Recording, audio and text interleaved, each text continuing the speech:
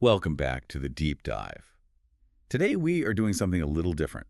We aren't just looking at a business case or a scientific paper. No, not at all. We are cracking open what you could call the very DNA of human culture. That's a great way to put it. We have a massive stack of research in front of us that centers on one of those comprehensive guides to myths and legends you can find, and we are zooming in with a laser focus on classical Europe. Specifically ancient Greece. Specifically Greece. It is great to be here. And you are so right to call it DNA. I think people have this tendency to dismiss these as fairy tales. Right. Bedtime stories. You know, stories to keep children from wandering into the woods or something. But when you really, really look at the source material, this is not Mother Goose. This is the operating system for the ancient world. The operating system, yes. I think most of us have this vague sort of Disney-fied memory of Hercules, singing with a satyr, or Zeus being this jolly old guy in the clouds. A benevolent father figure. Exactly. But when you actually dig into the source material, which we have absolutely done, it is shocking. It is a soap opera, yes, but it's also a horror movie. Oh, absolutely. It is incredibly violent. Yeah. It is beautiful. And honestly, it's completely unhinged. It is. But the mission for this deep dive is to move past the spectacle. And believe me, we will get to the drama and the gore. Oh, we will. And to understand why these stories exist. We have to remember, for the people who told them, this wasn't fiction. This was their science. This was their history. It was their reality. It was their reality. It's how they explain the unexplainable. From something as basic as why the sun rises in the east to, the really deep questions like why do good people suffer terrible fates? So give us the lay of the land. What are we actually attempting to cover today? Because this is a massive, massive topic. It is huge. So we've curated what we think are the absolute essentials from the source text. We are going to start at the beginning with the messy, chaotic creation of the cosmos itself. Then we'll look at the brutal family versus family war for supremacy known as the Titanomachy. The clash of the Titans. The original clash of the Titans. Then we'll break down the Big 12 Olympians, the celebrities of the ancient world, and we will look at the creation of humanity.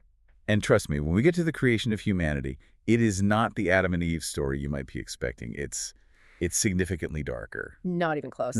But before we get into all the blood and thunder, I want to set the stage with a quote from our source material attributed to the philosopher Xenophanes. Okay. He said, "Men create the gods in their own image." Okay, let's unpack that right off the bat. That's fascinating. Usually, in a religious context, we hear that God created man in his image. This is the complete reverse. Precisely. And that one sentence is the absolute key to unlocking all of Greek mythology. If you look at many other major religions, the central deity is often distant, perfect, abstract, a beacon of moral purity. Unknowable, in a way. Exactly. But the Greek gods, they are jealous, they are angry, they are lustful, they are incredibly petty. So petty. They're messy. They are essentially human beings with superpowers and absolutely zero accountability. Which, I have to say, makes for incredible storytelling. It's like watching a reality show where the contestants can throw lightning bolts at each other. That's not a bad analogy, actually. So let's jump right into the deep end. Section 1, the messy beginning. In the beginning, there was What? chaos. Just chaos. Just chaos. But it's really important to define that word. In the Greek sense, chaos wasn't just disorder, like, a messy bedroom or a riot. Right. It wasn't just random stuff happening. No. The word strictly means a gaping void, a vast, dark emptiness, a chasm. And this is where our source material gets really interesting because it points out something critical right away. Which is what? There isn't one single Bible of Greek mythology. There are, as the text puts it, myriad myths. Right, because these started as oral traditions. So you'd have a tribe in one valley telling the story one way, and a tribe across the mountain telling it a little bit differently. Exactly. And the source highlights two main versions of how things kicked off. There's the famous one, which we'll definitely get to, but there's an older, slightly more obscure version involving a goddess named Uranus. I have to admit, I hadn't heard this one before reading the notes for today. Yeah. Uranus is described as the goddess of all things. She is. The story goes that she rises out of chaos because she literally has nowhere to stand. It's just this endless, formless void. So the first thing she does is separate the sky from the sea, and she starts dancing on the waves. She dances the universe into existence. That's a beautiful image. In a way, yes. As she's dancing, she catches the north wind, rubs it between her hands, and from that friction, she creates a great serpent named Orphan. Okay, so a serpent comes from the wind. Right. And she couples with this serpent, transforms herself into a dove, and lays the cosmic egg. The cosmic egg. I feel like that symbolism shows up in a lot of ancient cultures. It's a recurring theme. It does. It's a universal archetype. In this version of the myth, the serpent, Orphanim, coils around the egg 7 times to warm it. And when it hatches, out pops. Well, everything. Everything. The sun, the moon, the stars, the mountains, the rivers, the entire universe hatches from this one egg. That is wild. But the source says this version didn't stick around as the dominant one. Why not? Well, the story ends poorly for the serpent. Orphan gets a bit arrogant, and he claims that he is the true creator because he was the one who warmed the egg. Uh-oh. Yeah. Eurynomé isn't having any of that. She bruises his head with her heel, kicks out his teeth, and banishes him to the underworld. Wow. Okay, so not a happy ending for him. Not at all. But the version that really took hold, the one that sets up the Olympians we know and love, is the story of Gaia and Uranus. Okay, this is the classic version from the poet Hesiod. Chaos gives way to Gaia Mother Earth. And she basically births her own husband. She does. From herself, she creates Uranus, the father sky. And they become the first power couple, the sky literally covering the earth. But, as we said, these gods are created in man's image, which means their marriage is immediately deeply dysfunctional. Dysfunctional is putting it lightly. They start having children. First, they have the 12 Titans, who are these powerful forces of nature, but they generally look, human-like. Powerful, but presentable. But then Gaia gives birth to the Cyclops, the one-eyed giants, thus craftsmen, and the 100-handed giants. The hecaton chairs. And you have to try and imagine that. A being with 50 heads and 100 hands, they are absolute monstrosities. Then Uranus, the father, looks at these children, his own biological children, and he is disgusted. He hates them. He's horrified by their monstrous appearance. So instead of, raising them, he banishes them. He takes them and shoves them back into the earth. Which, if we are being literal about the mythology here, means he pushes them back inside his wife Gaia. Correct. It's a horrific, brutal image.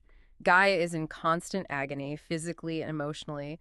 She is literally bloated with these children trapped inside her. She is furious at Uranus for his cruelty. So she decides to conspire against him. She does. She creates a new material flint, and from it, she fashions a jagged sickle. This is the first premeditated coup in history. She gathers her Titan children, shows them the weapon, and says, "Who will help me take down your father?" And they're all terrified. I mean, Uranus is the sky. He is everywhere. He's all powerful. They all refuse. Except for one. The youngest Titan. Cronus. Cronus steps up. Yeah. He's ambitious. And here's where it gets really, really graphic. We aren't just talking about a fist fight or a wrestling match for control. No, this is something else entirely. This is a symbolic and literal emasculation. Cronus lies in wait, and when his father Uranus descends to lie with Gaia, he ambushes him, he grabs his father. This castrates him with the sickle. He does. It's the ultimate overthrow. He then takes his father's severed genitals and throws them over his shoulder into the sea. Unbelievable. And this is where we get one of the most famous images in all of mythology, though people often forget its incredibly violent origin. You're talking about the birth of Aphrodite. Yeah. From them. Yes. The source describes it vividly. The severed parts fall into the ocean, and a white foam, or achros, gathers around them. And from that bloody, violent foam, the goddess of beauty and love rises, fully formed. That is such a stark contrast. You have this horrific act of patricide and mutilation, and the direct result is the most beautiful being in existence. It connects to that deep Greek idea that love and violence, creation and destruction are two sides of the same coin.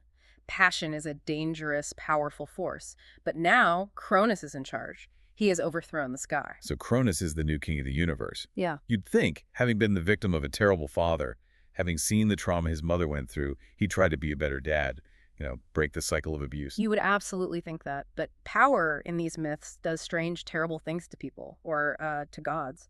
Cronus hears a prophecy from his dying father. A curse. A curse. He is told that he, too, will be overthrown by his own child, just as he did to Uranus. And this paranoia just takes root. It consumes him. He becomes a tyrant, Arguably even worse than his father, because at least Uranus only hid his children. Cronus has a different idea. And this leads us to Section 2, the Cosmic War.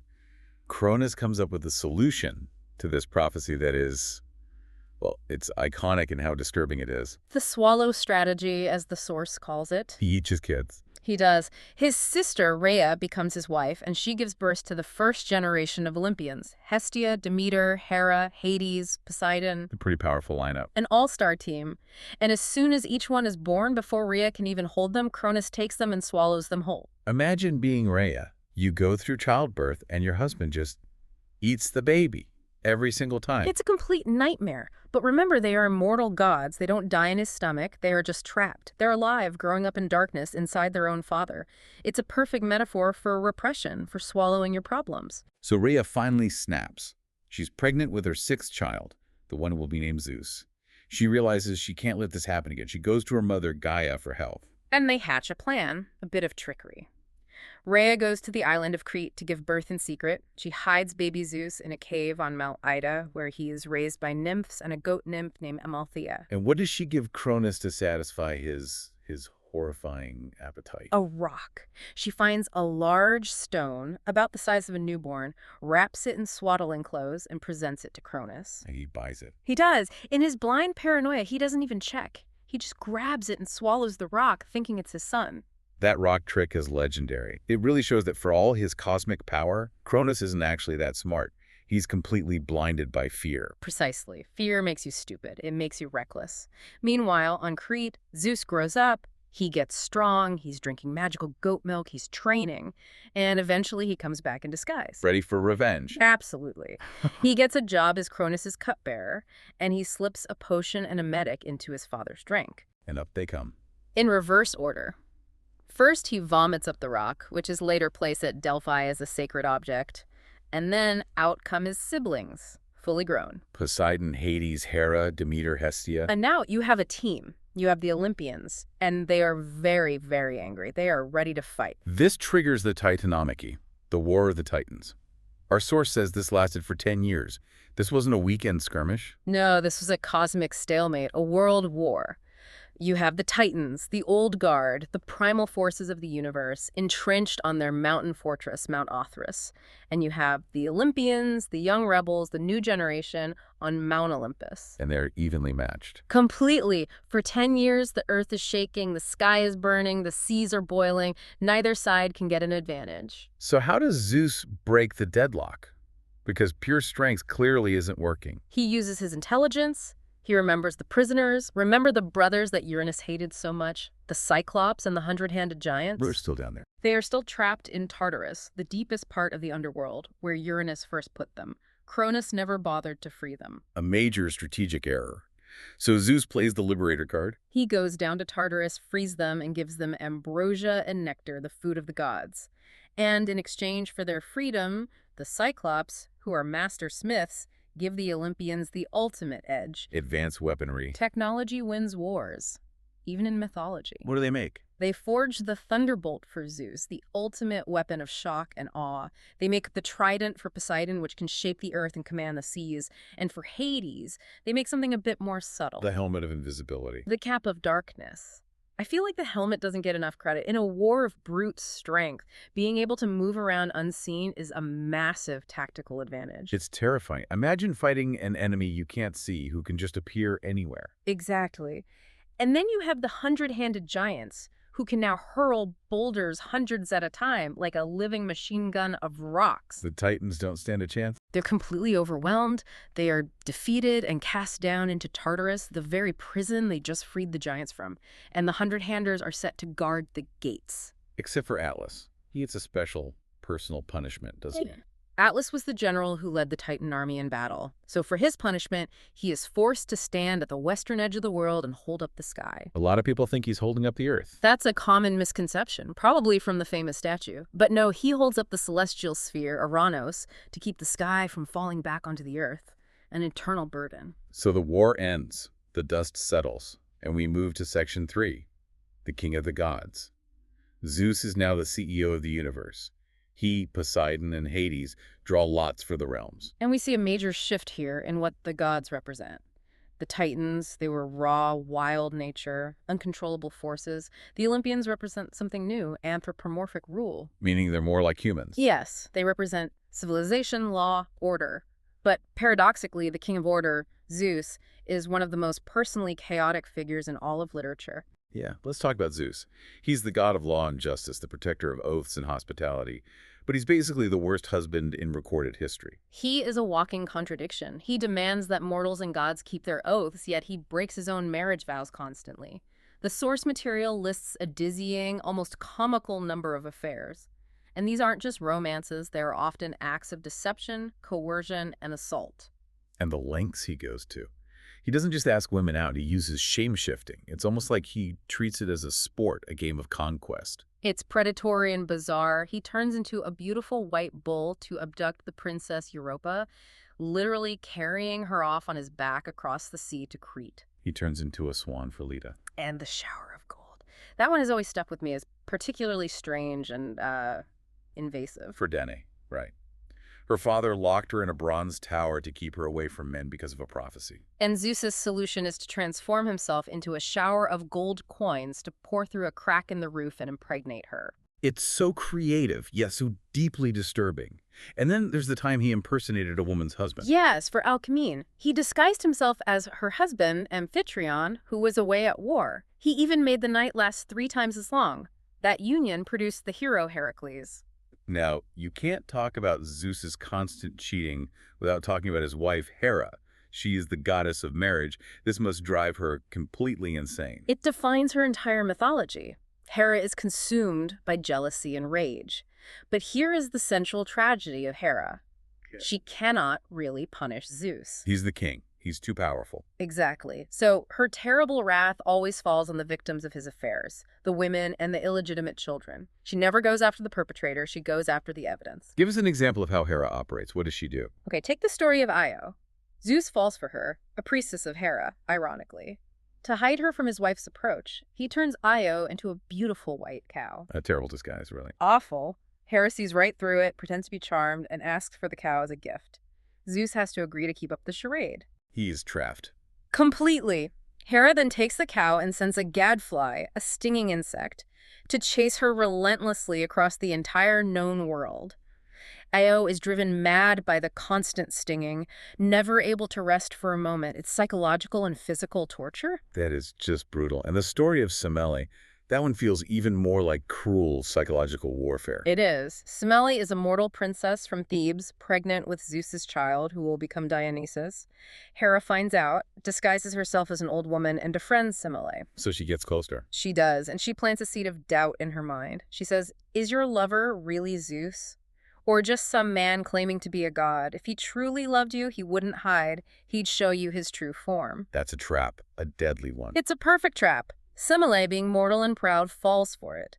She makes Zeus swear an oath on the river Styx, an unbreakable vow to grant her one wish. Her wish is to see him in his true form. He begs her not to ask, but he swore the oath. He has no choice. He reveals himself in his full cosmic glory lightning, thunder, and fire. Semele is mortal. Her body cannot withstand that divine energy. She is instantly incinerated. Burnt to ash. And Zeus barely manages to save the unborn baby, the fetus of Dionysus, by snatching him from the ashes and sewing him into his own thigh to finish the gestation period. It really is the original dysfunctional family. You have these beings with immense cosmic power, but they're squabbling over affairs and jealousy like characters on a daytime talk show. And that brings us right back to that quote, creating gods in our own image. It validates human messiness. If the king and queen of the gods have a terrible marriage, maybe your own bad marriage isn't so catastrophic. It makes the divine relatable in a very twisted way. That's a good point. But where do we fit in all this? Let's move to section 4, humanity's place. Because in a lot of creation stories, humans are the main event, the pinnacle of creation. Here we seem like a total afterthought. We are definitely an afterthought. And this is fascinating because the Greeks didn't see history as a story of progress. We tend to think things get better over time, technology improves, society advances. They saw history as a constant decline. The 5 ages of man. Right, as laid out by Hesiod. They believed in a golden age, way back under the rule of Cronus, actually, where humans lived like gods. No work, no aging, no war, food just grew on trees. It was paradise. And then? Then came the Silver Age. The people were foolish, violent, and refused to worship the gods, so Zeus destroyed them. Then the Bronze Age. They were obsessed with war, made everything of bronze, and eventually killed each other off. Then a slight improvement. A brief blip of an improvement. The Heroic Age. This is where the great heroes like Achilles and Hector lived, the time of the Trojan War, but even that ended. And finally, the Iron Age. Which is us. Which is us. A time of hard labor, suffering, constant misery, and injustice. It was a deeply pessimistic view of the world. Thanks a lot, Zeus. But in this miserable age, we did have a champion, didn't we? Prometheus. He's a Titan, but he sided with Zeus in the war, right? He did. His name means forethought. He could see the future and knew the Titans were doomed to lose, so he switched sides. But Prometheus always had a soft spot for these miserable little humans of the Iron Age. He is the ultimate rebel, the trickster figure who stands up to authority. Tell us about the trick at Makoni. This is the myth that explains why humans get to eat the steak and just give the gods the bones at a sacrifice. Exactly. It's a foundational story. Prometheus arranges a great feast to set the precedent for how humans should sacrifice to the gods. He slaughters an ox and creates 2 piles. And this is the trick. This is the trick. In one pile, he puts all the delicious meat, but he hides it under the unappealing, slimy stomach lining of the ox. In the other pile, he puts all the bare bones, but he covers them in a layer of glistening, delicious-looking fat. So one looks bad but is good, the other looks good but is bad. Precisely. He then invites Zeus to choose which portion the gods will receive from all future sacrifices. And Zeus falls for the shiny fat. Well, the sources differ. Some say he was genuinely tricked. Others, more plausibly, say he saw through the trick, but played along so he would have an excuse to be angry and punish humanity. Either way, he chooses the fat-covered bones. And that sets the rule forever. From then on, humans get to burn the useless bones for the gods, which creates a nice-smelling smoke, and they get to keep and eat the nourishing meat themselves. A huge win for a hungry population. But Zeus is furious, so he punishes humanity by taking away fire. He wants them to freeze and starve in the dark. He wants them to eat their meat raw. He wants to break them. So Prometheus, seeing this, decides on his greatest act of rebellion. The theft of fire. He climbs Mount Olympus, steals a spark of fire from the workshop of Hephaestus, the blacksmith god, hides it inside a hollow fennel stalk, and runs it back down to humanity. And this is the moment civilization really starts. Fire means cooking, warmth, safety from predators, but it also means metallurgy, tools, progress. It does. It is the spark of intellect and technology. It's the foundation of everything. And for this incredible gift, Prometheus suffers one of the most famous and horrific punishments in all of mythology. Chained to a rock. Chained to a rock in the Caucasus Mountains, and every single day, a great eagle flies down and eats his liver. And because he is an immortal titan, the liver grows back completely every night, so the torture is eternal, a daily agony. But Zeus isn't done. He's punished the champion, but now he wants to punish humanity for accepting the gift. So he commissions the ultimate trap. The first woman, Pandora. Here we go. It's important to note the deep-seated misogyny here. It's unavoidable in the source text. In this myth, men existed first, and woman was created specifically as, and this is a quote, a beautiful evil to punish them. Who makes her? Hephaestus molds her from clay to be stunningly beautiful. Athena dresses her in fine clothes. Aphrodite gives her grace. But Hermes, the trickster god, gives her a deceptive tongue and a treacherous nature. A perfect trap. And she is given a gift. A container. Now, we always hear Pandora's box, but the source corrects this, and it's an important correction. It is. It was a pithos, a large clay storage jar, essentially a ceramic vase about the size of a person. It was used to store grain or wine. The box was a mistranslation by the scholar Erasmus in the 16th century. He confused the Greek word pithos, jar, with pixis, box, and it just stuck. So she has this jar, and she's told by Zeus, whatever you do, don't open it, which is basically guaranteeing she is going to open it. Curiosity is her defining trait, a trait given to her by the gods. She can't resist. She lifts the heavy lid, just a crack, and out flies everything bad. All the evils of the world. Plague, sorrow, vice, hard labor, sickness, jealousy, all the miseries you can imagine. They scatter to the ends of the earth to plague humanity forever. But in a panic, she slams the lid back down just in time to catch one thing inside. Hope. Now, this is something I've always wondered about, and the source touches on it. Why is hope in the jar of evils? Is hope considered an evil? That is the great philosophical debate of this entire myth.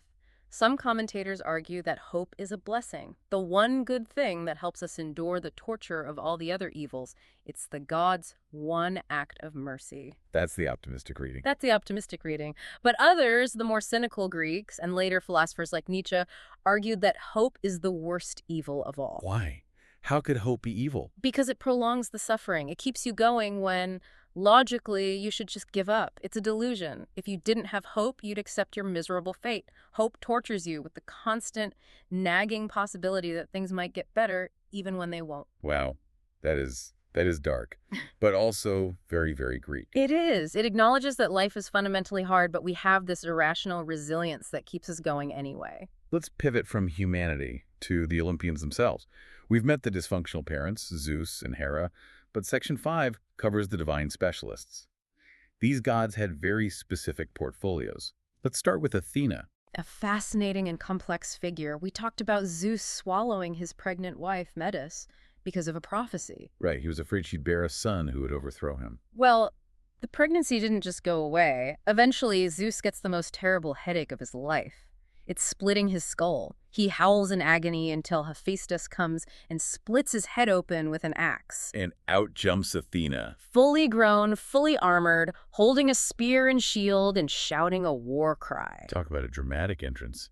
Now, she's the goddess of war, but she's very different from her half-brother Ares, right? Oh, completely different. Ares is the god of bloodlust, the frenzy of battle, the chaos and the slaughter. Athena is the goddess of strategy, of generalship, of disciplined and intelligent warfare.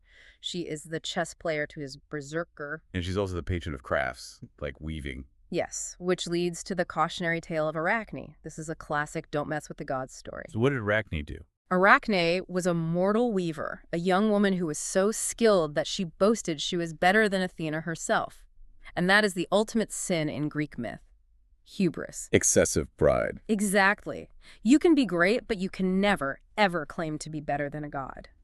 So Athena, disguised as an old woman, warns her to be humble. Arachne scoffs.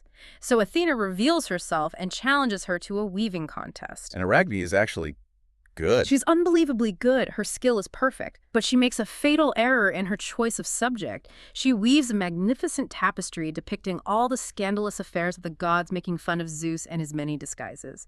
She weaves the gods' dirty laundry. A very bold move. Too bold. It's flawless, but it's disrespectful. Athena, enraged by the insult, tears the work to shreds and strikes Arachne.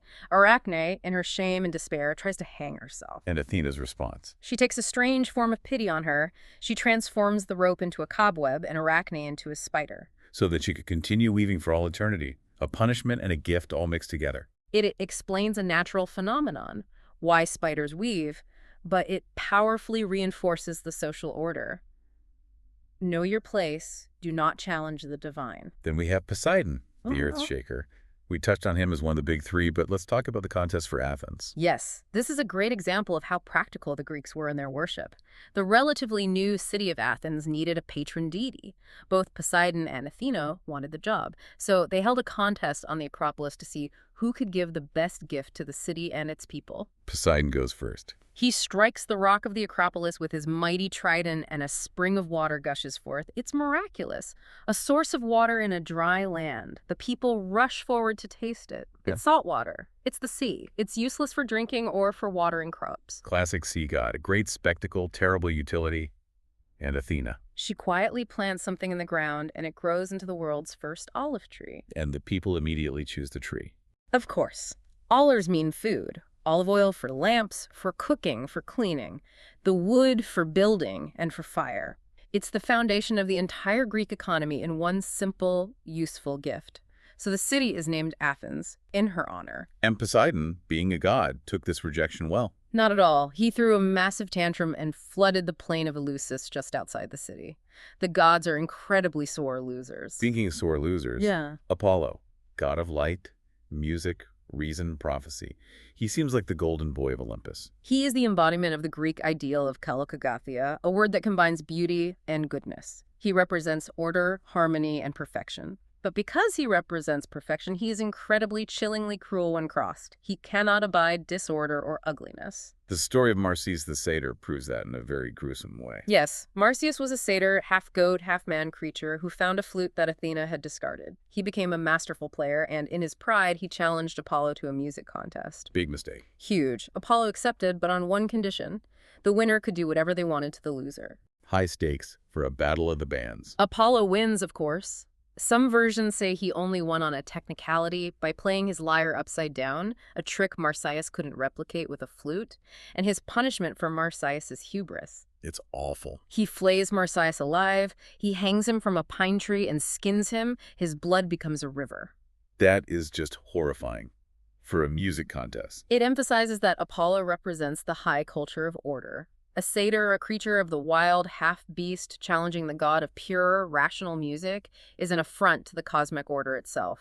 It must be brutally suppressed to maintain that ideal of perfection. On the complete flip side of order, we have Dionysus. He's the foil to Apollo, isn't he? Completely. If Apollo is the distinct line in the clear light of the sun, Dionysus is the blur. He's the god of wine, theater, ecstasy, madness, and altered states. He is the god of losing control. He has that weird birth story, too. Yes, born from Zeus's thigh after his mother Semele was destroyed. He's a twice-born god. He's an outsider on Olympus, a late addition, and he always brings a sense of wildness and foreignness with him.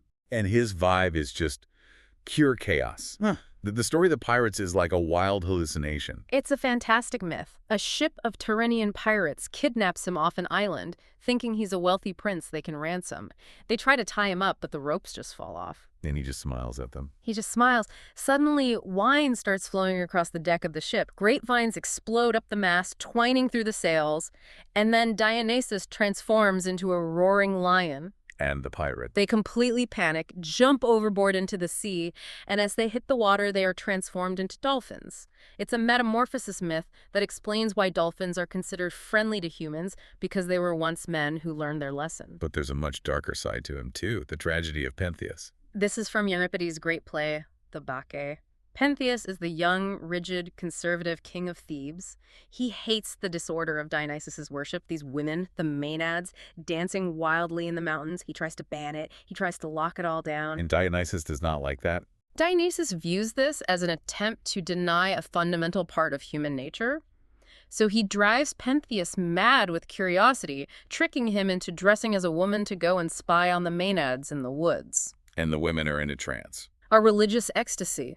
They are in the wild, and they see Pentheus hiding in a tree. But in their frenzy, they don't see a man, they see a lion or a wild boar. And the leader of these frenzied women is Pentheus's own mother, Agave. In her madness, she leads the charge. They pull him from the tree, and they tear him limb from limb with their bare hands. And she doesn't realize. No. Agave returns to the city triumphant, carrying her son's head on a stick, thinking it's the head of a lion she has hunted. Until the wine and the madness wear off. And she realizes what she has done. It is the ultimate chilling warning. If you try to repress nature, if you deny the irrational, chaotic side of your own humanity, it will not go away. It will fester and it will explode and it will destroy you. You need a little Dionysus or you break. That is a powerful lesson.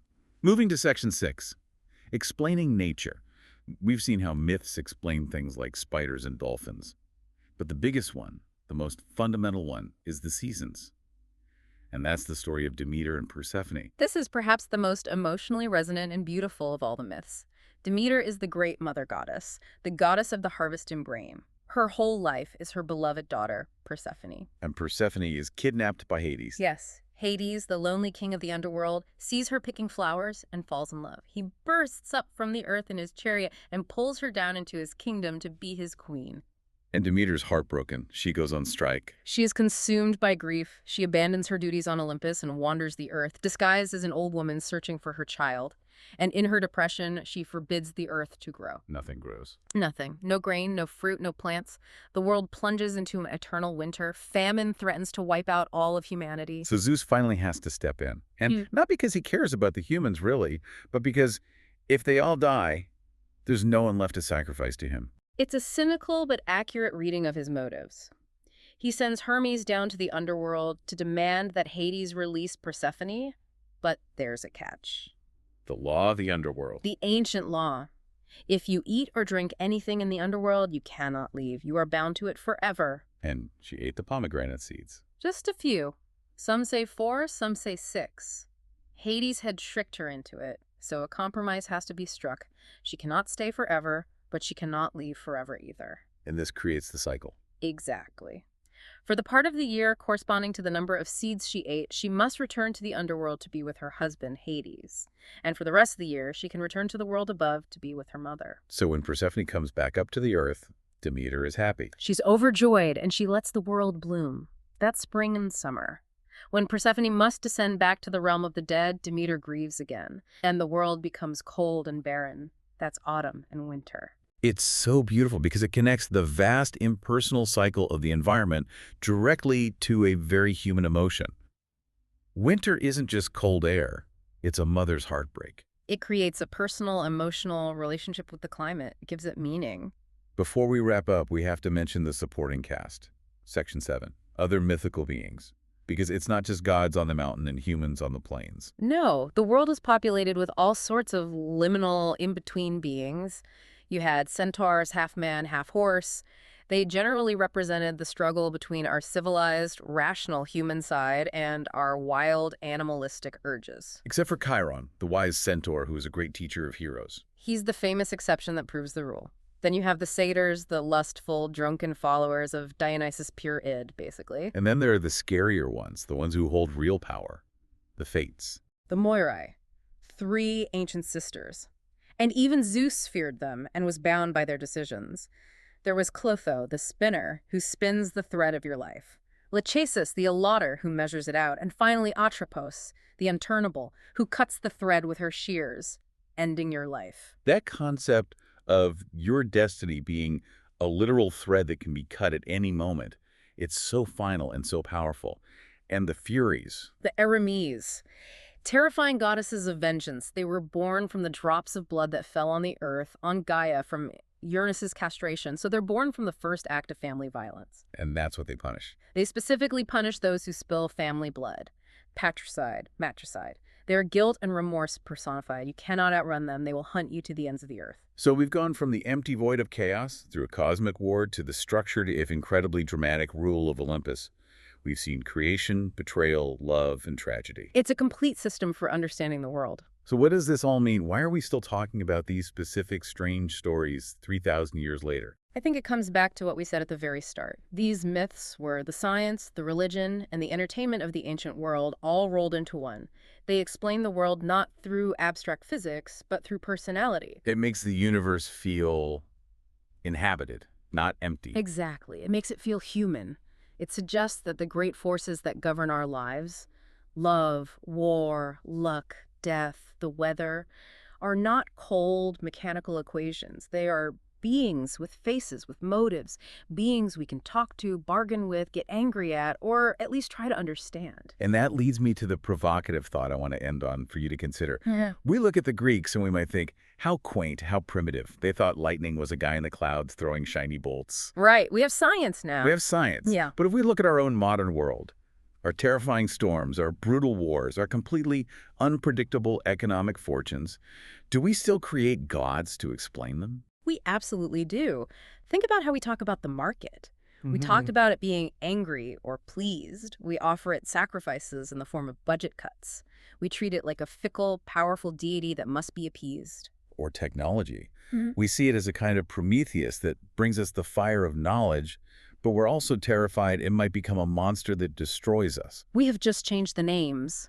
The fundamental human impulse to personify the great uncontrollable forces that shape our lives is still there. We have traded the toga for the algorithm, but the need for a story, for a myth, is exactly the same. It is. We still need stories to make sense of the chaos. Well, on that note, we encourage you to look for the mythic in your daily life. Which god is messing with your commute today? Is it Hermes, the trickster, changing all the lights to red? Or perhaps Ares is sitting in on your morning boardroom meeting. Exactly.